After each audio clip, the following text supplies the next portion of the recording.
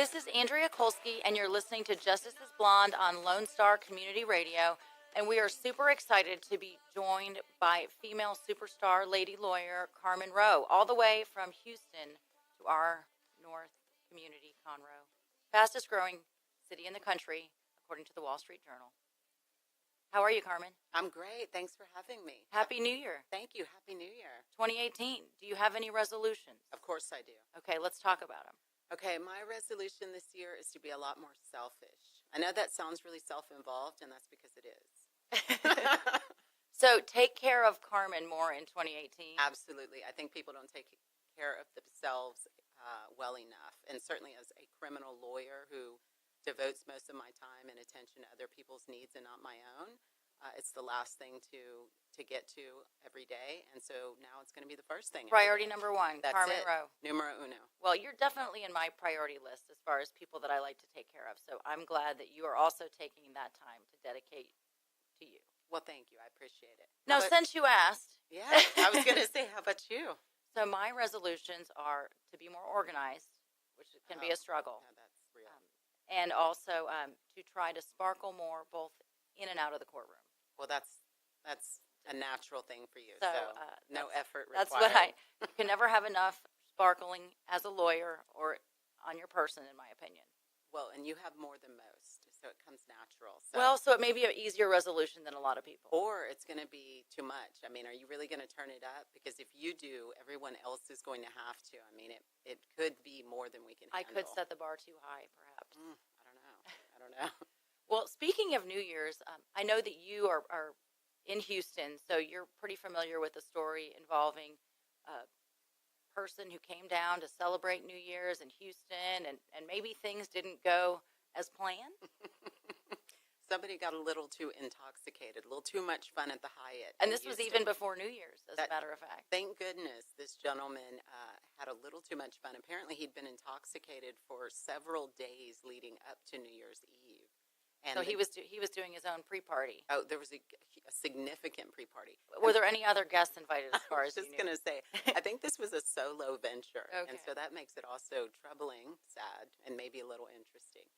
But so what happened with this? So essentially, he was intoxicated for several days. He was staying at the Hyatt Regency downtown, where they were having one of the largest New Year's Eve parties in Houston. Like the heart of the celebration. The heart of it. I mean, it's one of the largest that I know of. I think it was the largest, and they expected several thousand people inside the building. And so the night before, apparently this gentleman was having another rager at the bar. And his personality was such that he made himself known for every day he was there and drinking too much, and he just got out of control. They asked him to leave. He refused to leave. And finally, they had security and an off-duty police officer escort him to his room to remove him. So it wasn't a situation where, we have certainly represented folks that get a little overserved and they find themselves in the back of a patrol car arrested for a public intoxication. That wasn't the situation, right? No, actually, they weren't arresting him, which is troubling. They allegedly, anyway, they were escorting him out, which what was he going to do when he got to his car since he couldn't drive? That's another issue. But ultimately, he was taken into his room and they found what they described as an arsenal of weapons that night or early that morning, and he was arrested on unknown charges.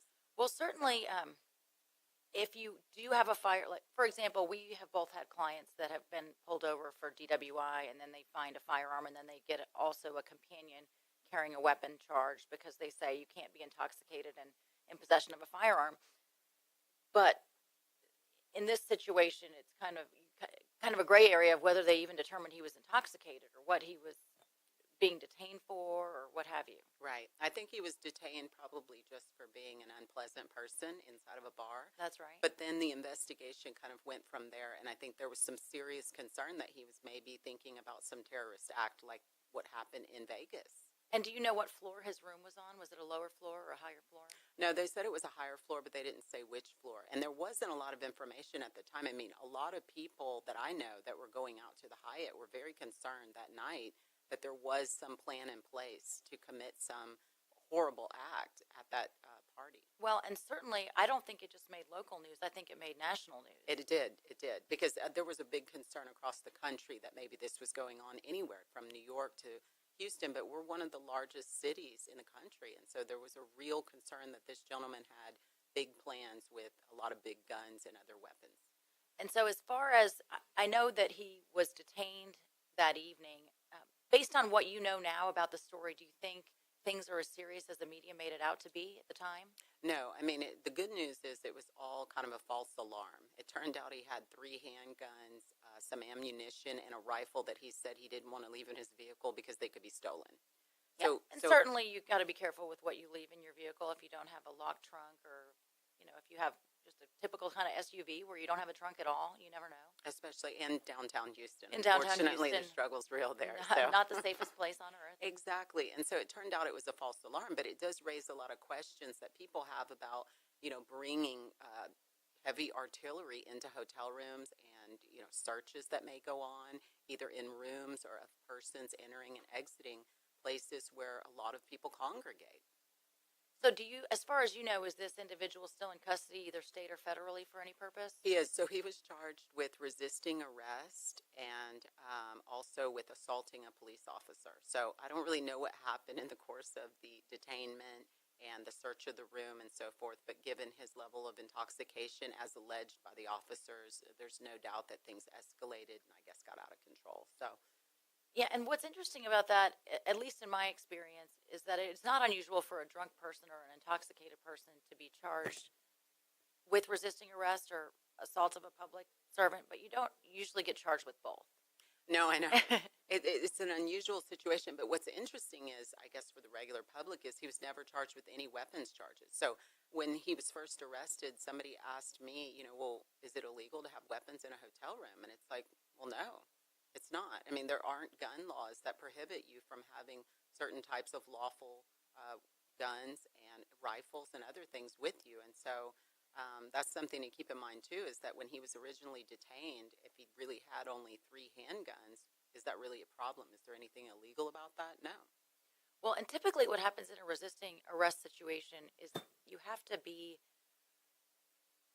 and I'm not sure that all prosecutors who are accepting charges or all law enforcement who think that they have resisting charges are familiar, but just actually resisting an arrest where if somebody tries to detain you and you pull your hands away, you try to not be handcuffed, that is actually not a crime.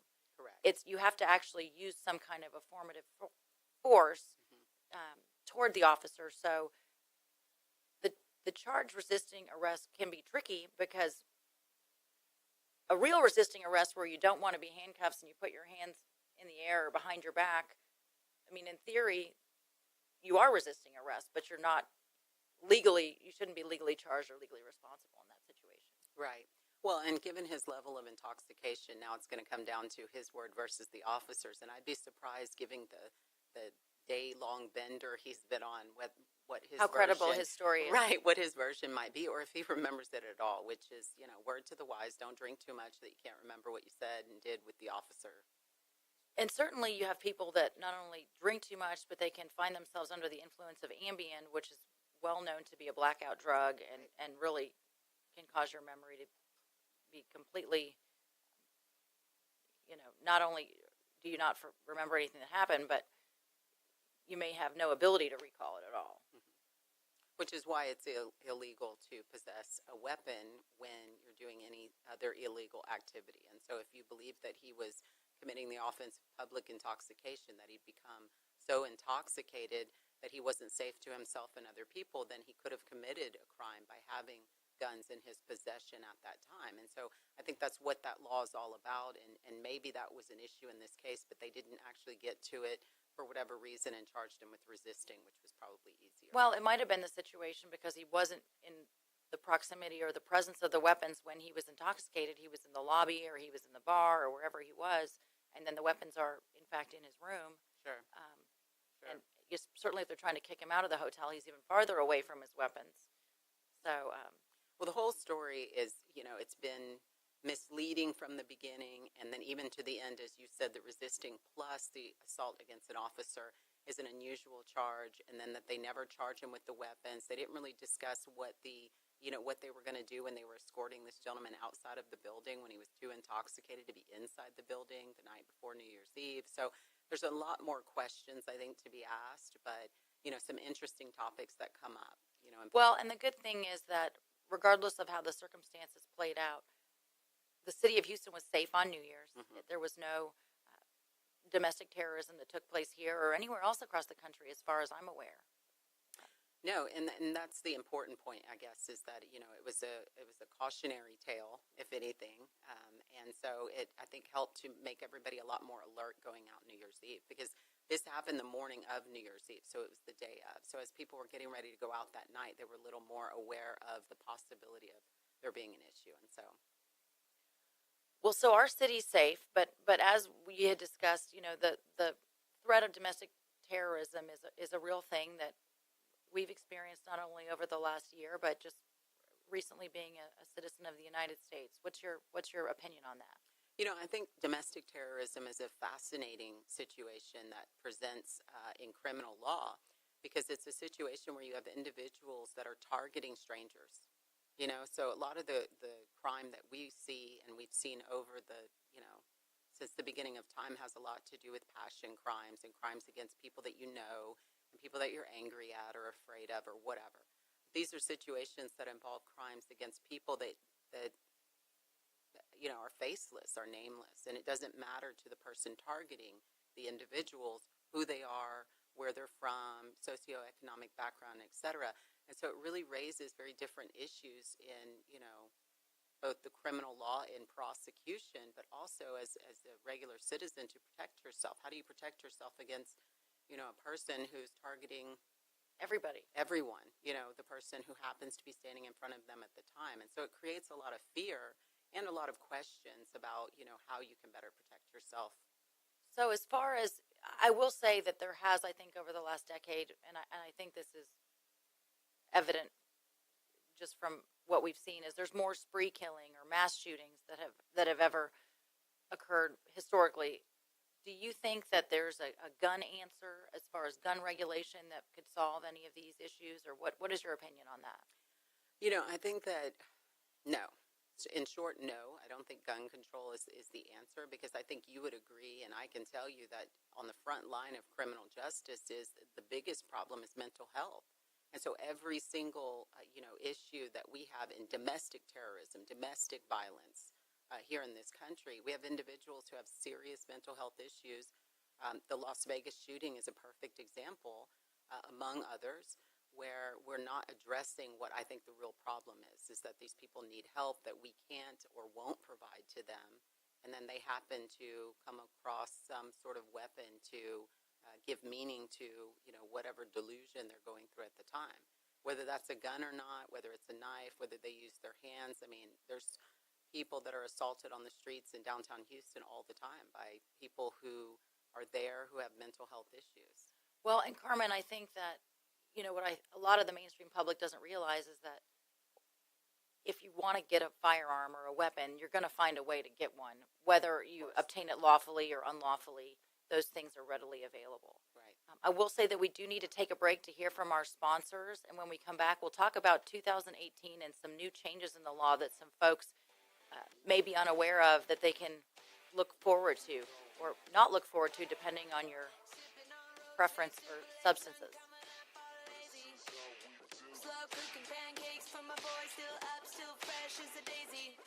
Don't forget to download the Lone Star Community Radio app for your Google Play or Apple Store. Bring Montgomery County's community radio with you anywhere with your smartphone or tablet. If you are in the Conroe area, tune in on FM. That is Conroe's FM 104.5, 106.1.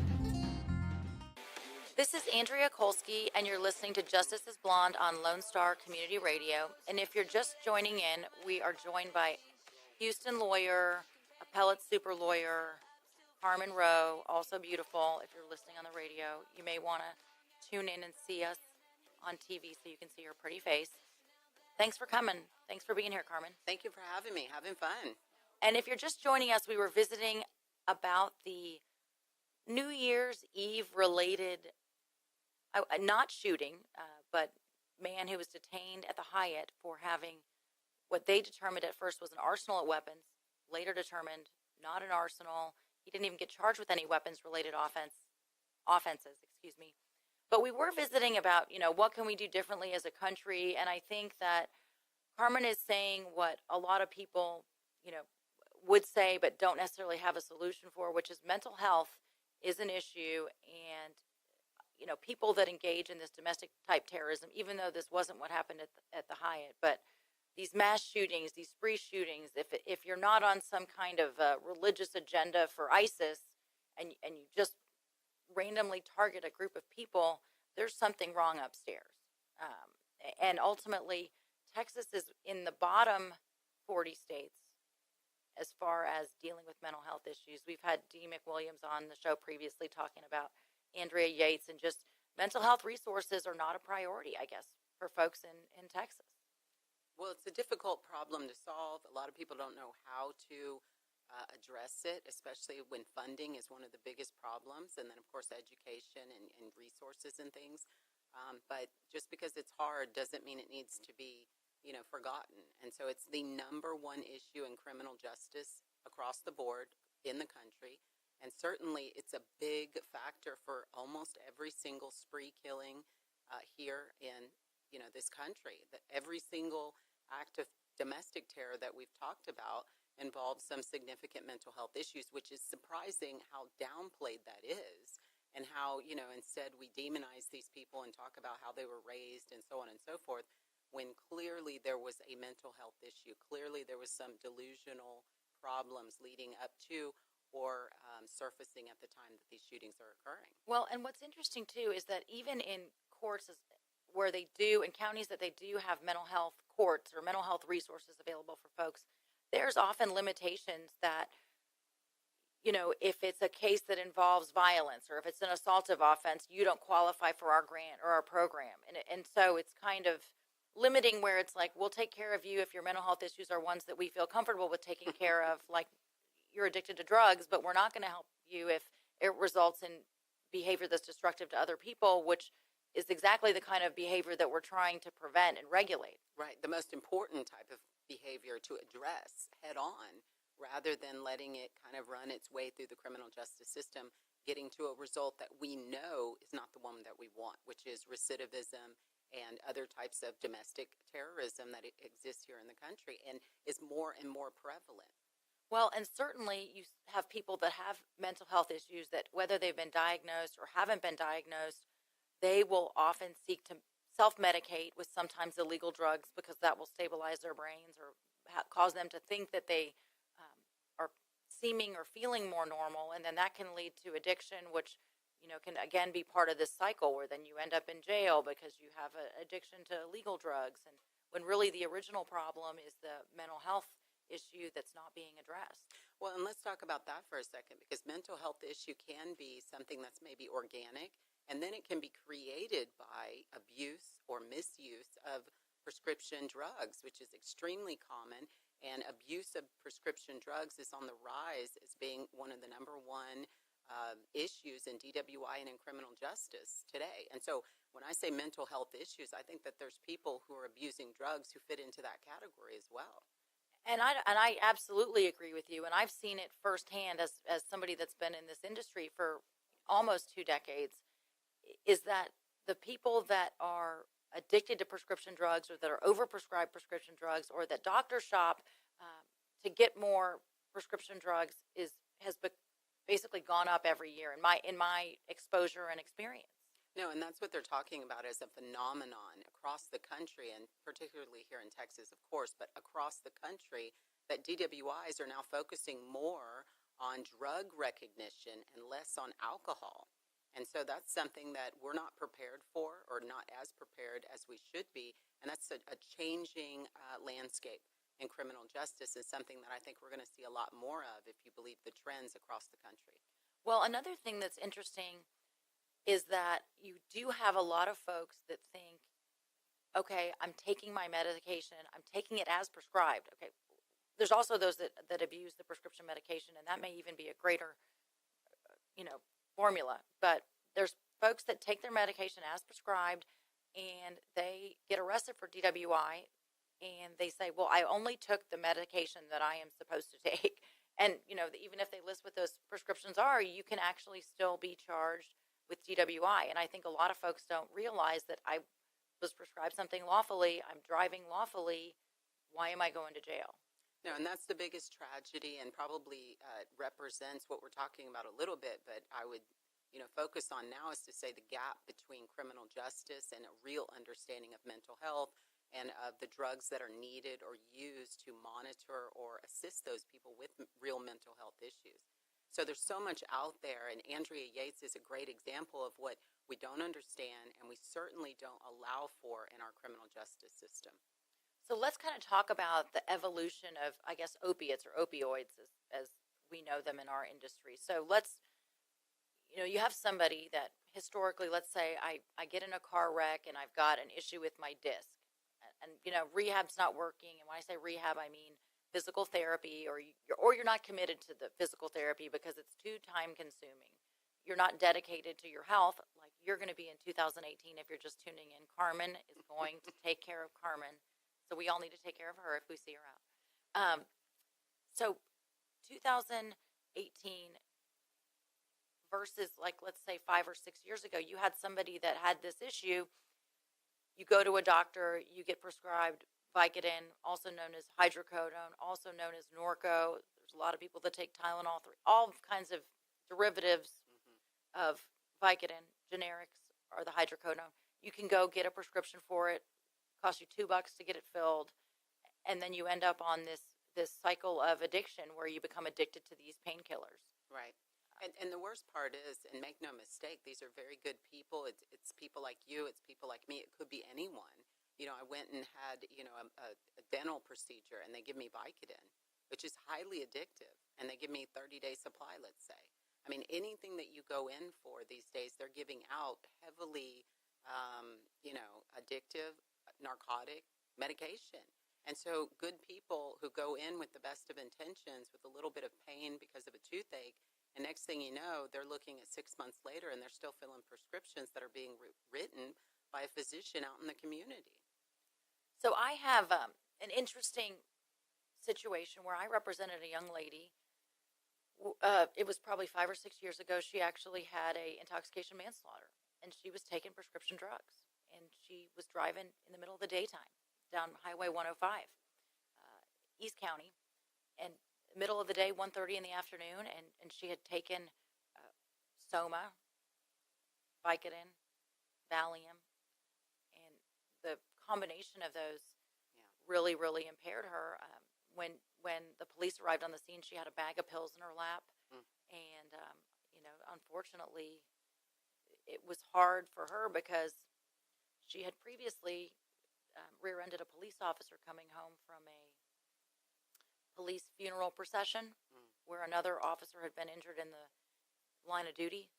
And so basically she was kind of on notice that these drugs can impair you. She was arrested for that several months later. And then fast forward, less than a year later, it escalates till somebody dies. And she's a troop leader for her daughter's Girl Scouts, and not drinking, so not in the traditional sense. And people aren't expecting to get plowed over at 1:30 in the afternoon either. So this is kind of what you're talking about as far as the wave of what's to come. Well, and the addiction, it like anything, smoking cigarettes, using heroin, using prescription medication, it's as real for any one of those things as it is for all of them. And people don't understand how addictive and how strong that pull can be for individuals as well. And clearly that was the case, it sounds like, with your young lady.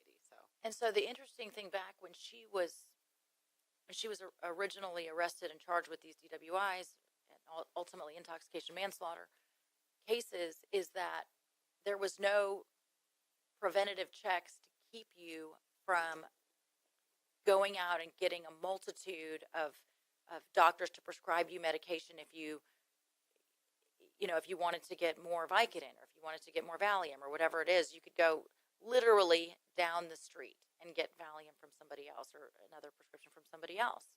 Well, and that's how people would get that many prescriptions for different pain medications. And so So there's been a change in the law to help prevent that, which has been the frustration of many people that, their loved ones or prosecutors say these defendants, or we would say our clients, what can we do when a doctor who's licensed to practice in the state of Texas gives prescriptions to people suggesting that it's warranted based on their mental or physical health, that it's necessary. How do you question that? And so the new law that took effect in September of 2017 kind of holds these doctors a little bit more accountable. It holds the doctors responsible, and what we'll do is we'll talk more about the changes in the legislation as of 2018 after we take a break to hear from our sponsors. Dick, if the listeners want to hear from Carmen on FM radio, where do they tune in to hear her? They can tune in every Wednesday on Justice is Blonde at 2 p.m. on Conroe's FM 104.5 and 106.1. And if they want to hear the podcast, they can subscribe to on iTunes and Google Play. And then also, Dick, local radio, where can they see her pretty face? On local TV, you can see her on Our City TV, Channel 12 on Southern Link providers. And if you're in the Houston area, Channel 21 with antenna. And then also, don't forget your YouTube channel, Justice is Blonde. Justice is Blonde.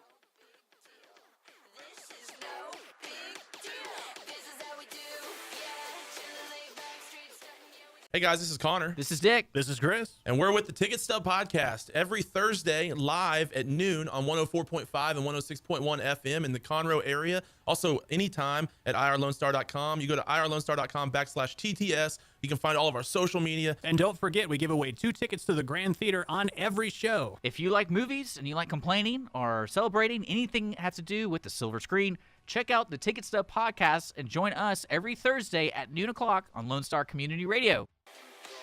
This is Andrea Kolsky, and you're listening to Justice is Blonde on Lone Star Community Radio. And if you're just joining us, we are joined by Carmen Rowe, super lady lawyer, legal analyst for Channel 26. So we're really happy to have her all out in our little community, far, far north of Channel 26. Thanks for being here today, Carmen. Thanks for having me, and I'm having a blast. New year, new you.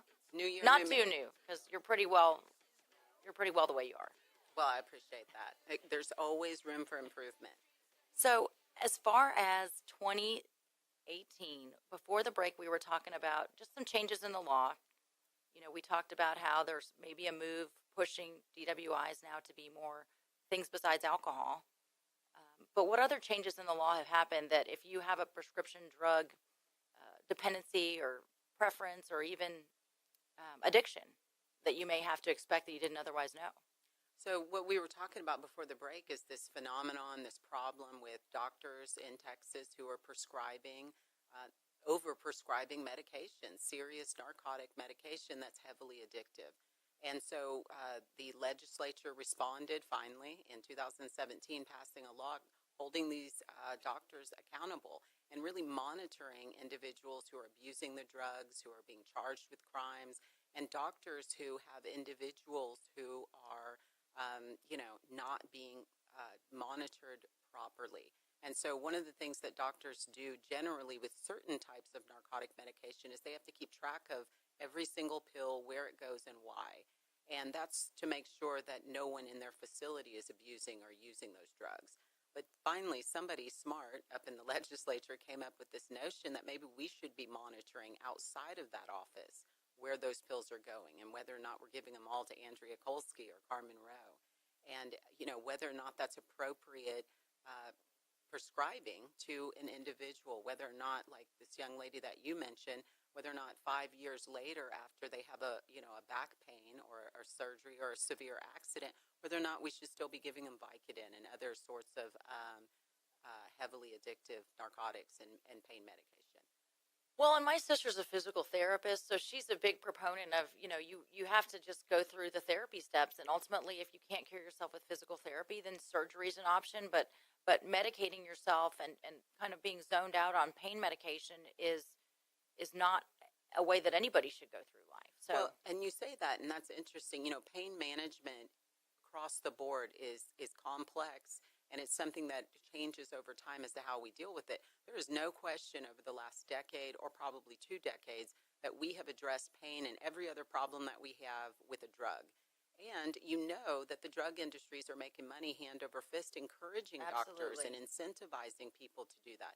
So you have a lot of pressure coming out of the pharmaceutical industry to continue to prescribe various medications. Right. You certainly don't want, if you're a big farm, you don't want regulations that are going to make it harder for your client base to be able to fill these prescriptions where big farm is going to charge the pharmacy X amount of dollars. The consumer only pays $2 or $3, and really, it's a shell game between, the pharmacies, the big farm manufacturers, and then the consumer who is ultimately, and the insurance companies obviously too. But as far as people don't see a day-to-day out-of-pocket expense for these when they have insurance because everybody else is sharing the money.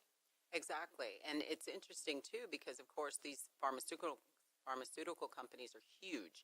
And so their lobbying power has pretty much prevented any real legislation from coming out. And so this isn't as powerful as it could be, but it's really a start and it's a step in the right direction to start giving some teeth to this notion that there are physicians out there who are overprescribing on a regular basis and creating problems that ultimately meet head to head with the criminal justice community. So what you have if you're a doctor, or if you're a prescribing doctor like a general practitioner, or if you're a psychiatrist, which of course is still a doctor, but what happens is you go into your appointment and you say, hey, I need Vicodin. What they do is they will look you up they have a database where they can see these are all the prescriptions that you filled. These are the pharmacies where you filled them.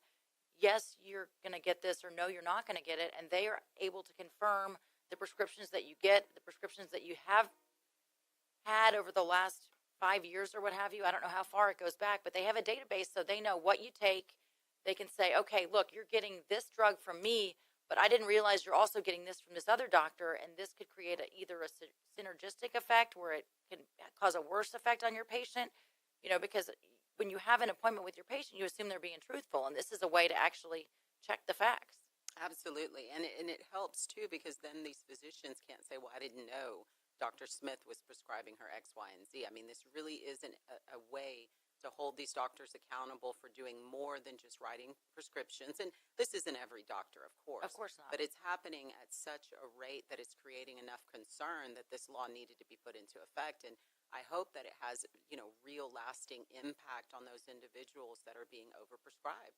Well, and then you also have a situation where the doctors can be well-meaning. You may not have the benefit of an MRI, but if somebody says, oh, I slipped my disc in this situation and these are the symptoms that I have and those are consistent with real pain symptoms, it would not be certainly malpractice to prescribe somebody medication that treats the symptoms that they describe, whether those are real or fake symptoms. No, but you point out, it's excellent to point out that self-reporting is what we've relied on, as many physicians have relied on, and they're not going to come in and say, yes, I've had a 5-year, drug problem and I can't get away from the Vicodin. They're not going to tell the physician that. And so they have to use different types of cues and different information to try to ascertain that information, but it's not going to be self-reported. So this database that you were talking about is an excellent way to kind of cross-check the information you think you're seeing in front of you. Well, another thing that I've noticed is that there's quite a few young people that have ADHD or ADD. So, for example, when you and I have clients that have ADD or ADHD, without being insensitive, I say everybody has ADHD or everybody has ADD. And certainly as an effective criminal defense attorney, it's, you got to be able to multitask and be distracted at points. So, I would say as adults, good lawyers probably are all ADD or ADHD in some capacity. So you can think about more than one case at a time. But after interviewing some psychiatrists, what I found is that there has been some changes in the law where they require patients to basically provide a urine or blood test to prove that they are in fact taking Adderall or Vyvanse or whatever the medication is that they are saying that is required for their attention issue. So you don't have a situation where you have somebody at college that goes to see their psychiatrist and they get a prescription and they sell it on campus. I mean, certainly that can happen, but they now have a check and balance system where if you're going to come in and get this prescription, we're going to give you a blood test, we're going to give you a urine test, we're going to check. And so, certainly if you are a person that is getting prescriptions that you're not intending to use, there's checks now that prevent that. Yeah, and it's an interesting phenomenon because, drugs aren't just big business in pharmaceutical companies. They're big business in high school and college where these individuals are selling those pills and making a pretty good living on the side of school, to afford all types of things by giving out these pills. I mean, I think they're selling them for like $20 a pill or something like that in some areas, and that's pretty costly. It's pretty costly. If you have a prescription for 30, Yeah. and it costs you $5 or $20 from your copay, and you're in college and you're trying to say, hey, you know what, I'll get this and I'll sell them either to my friends or people that I don't know, and then you end up on the slippery slope. Exactly. And so this is another, I think, check and balance that is being put on the doctors, the people that are in charge. You're putting the checks. Our criminal clients, we can't always trust them to make good decisions, but as the people that are handing out the medicine, this is a way to say, okay, look, the people that are getting the medication are actually using the medication. They're using it in the way that it's prescribed, and they're not using more. Yeah.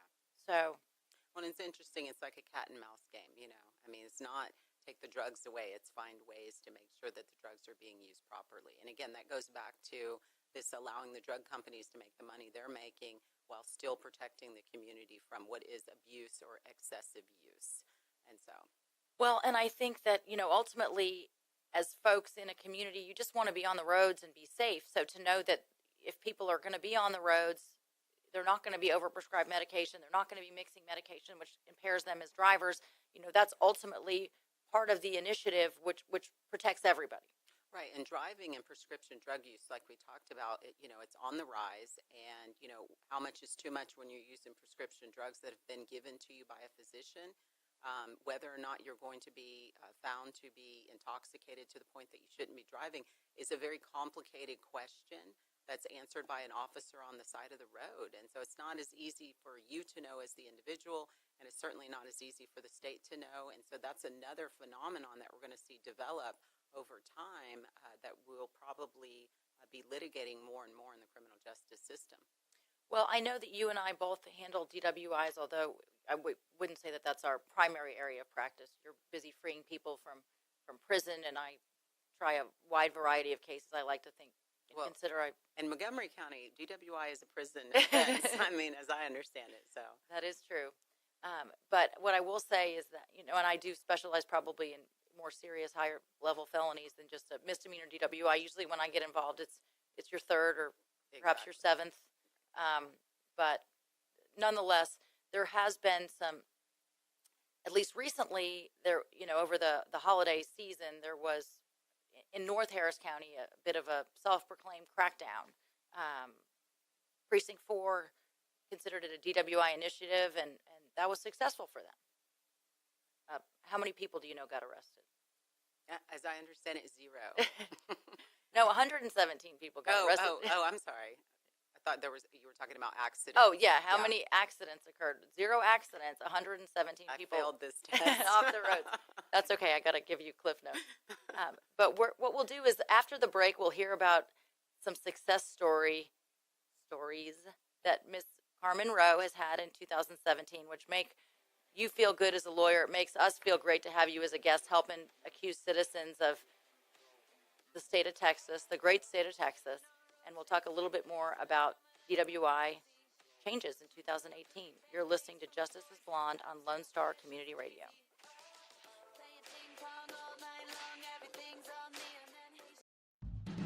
Lone Star Community Radio is looking for those who are interested in hosting their own talk show with monthly and weekly slots available on Conroe's FM 104.5 and 106.1 and on irlonestar.com.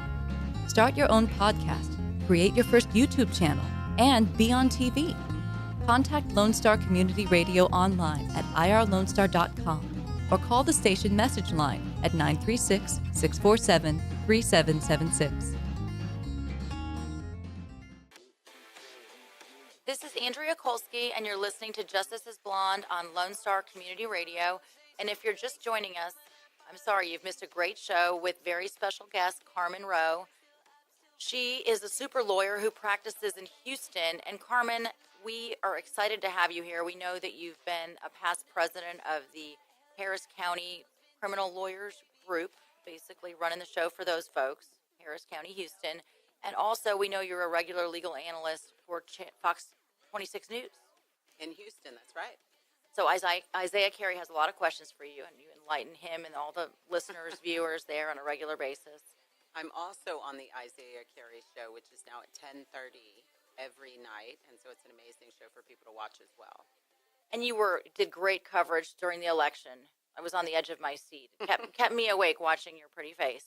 And if you're also just joining us, the only thing you may not know is although the show is called Justice is Blonde, Carmen is in fact a brunette. It's true. It's true, but I'm representing for all my brunette women out there, and I'm okay with it.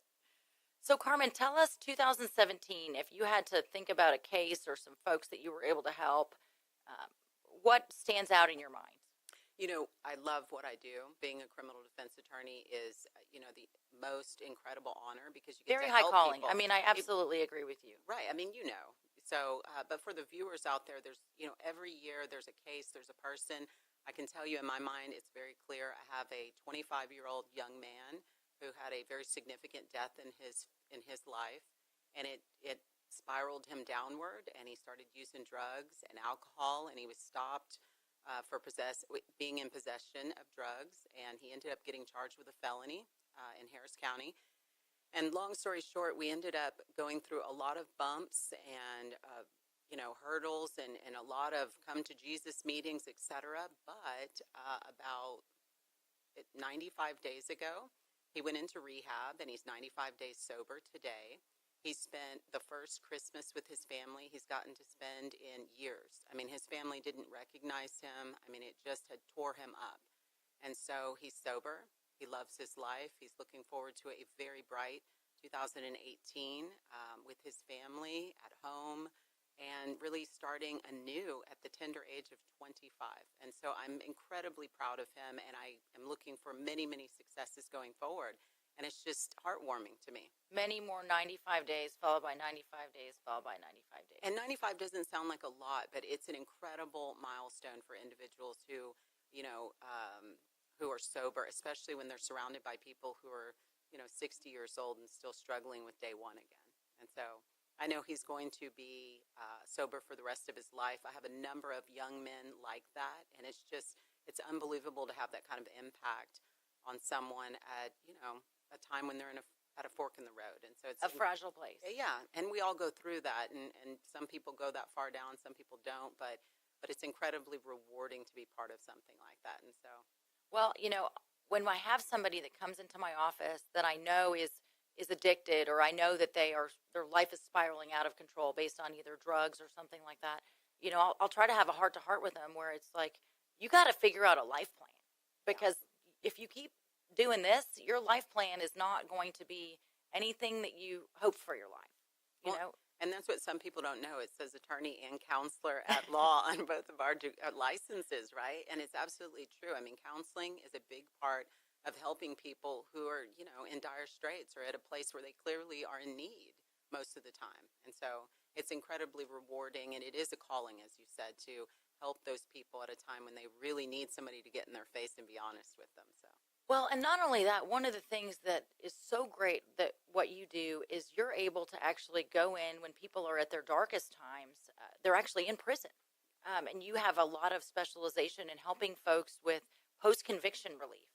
And that's so fascinating. It's, if someone has hit rock bottom, whether they're rightfully or wrongfully incarcerated, I mean, I don't know of a situation that would be below prison as far as the bottom in my mind, besides, perhaps being dead or that would be everybody's ultimate rock bottom. But, that's one of the things that I think that is so exciting that you're able to do and help people with is, they're hopeless. And you come in and not only do you provide them hope, but in a lot of great situations, you're able to free them.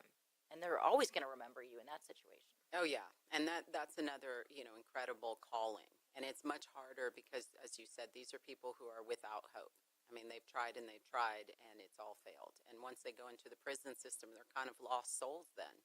And so, sometimes they find somebody like me and other people who do post-conviction work that hear them, listen to what they're saying, and really work their case up in a way that's either different or, we see things that weren't there before. And talk about rewarding. I mean, helping somebody to get out of prison is just, there's nothing like it. The ultimate calling, It's ultimate the ultimate reward. call. And usually, and the cases I handle are from capital murder to, serious felonies. So we're talking about people who are looking at decades in prison. And so, to get relief in that situation is just unlike, it's lightning in a bottle. And the feeling is on par with that kind of, that rare air that you breathe. And so it's incredible. And certainly when somebody walks out of prison and they know you're responsible for it, that person will remember you forever. Absolutely. I mean, It's that's, a relationship. that goes without saying. Yeah, it's a relationship that you'll have forever. That people don't forget the people that were there for them when no one else was. And what do you think the most common reason is that people get convicted wrongfully? You think it's bad facts or bad lawyers? I'd hate to say that. The worst thing that I think people do is suggest that there's bad lawyers. The truth is that we're human, we're all flawed. This is a complicated, difficult system that's stressful and trying on everybody involved. And so, good people have bad days, bad things happen in good cases. So, it's just sometimes that's just the way it goes, and there's any number of reasons why are people involved that could have done things differently. I think everybody contributes to these results, honestly. So I wouldn't pin it on one person. But I do think that, unfortunately, we have a system that moves too quickly sometimes with people who are maybe sometimes too jaded, and people fall through the cracks. And I think a lot of times if you looked closer at the people and made less assumptions, looked closer at the cases, maybe made less assumptions, maybe you could get to those results. But the truth is some cases just have to run their course, and you couldn't get there until you get to the other side. That's just the way it goes for some people. Well, those folks and anybody that happens to cross your path is lucky to have you, especially in 2018, where if you're just joining us, Carmen has a resolution to take even better care of herself. It's the year of me. She's already lovely, so she's only going to get lovelier. That's what it sounds like. She's already a fabulous lawyer, so we're really grateful. We are great. We are really great. We are great. But we really are grateful to have had you on our show. New year, new you. Justice is blonde. And today it's also brunette. Absolutely. Justice can be brunette as well, and we're just as fabulous. Now, if you want to find us, you can look for us on the Lone Star Community Radio app, Lone Star Internet Radio app. Right, Dick? Yeah, you can find more about Justice Blonde at irlonestar.com/JIB. And also you have Facebook. I think you also have your You can YouTube find me on channel, the Insta. Instagram. Yeah, on the Insta. Hit me up on the Insta. Carmen, what's your Insta feed? It's Carmen Rowe, so easy. Easy, ROE. ROE, like Not- Roe v. Wade, famous from the beginning. Famous, and still famous. Born famous, still famous. 2018, here we come. You're listening to Justice is Blonde.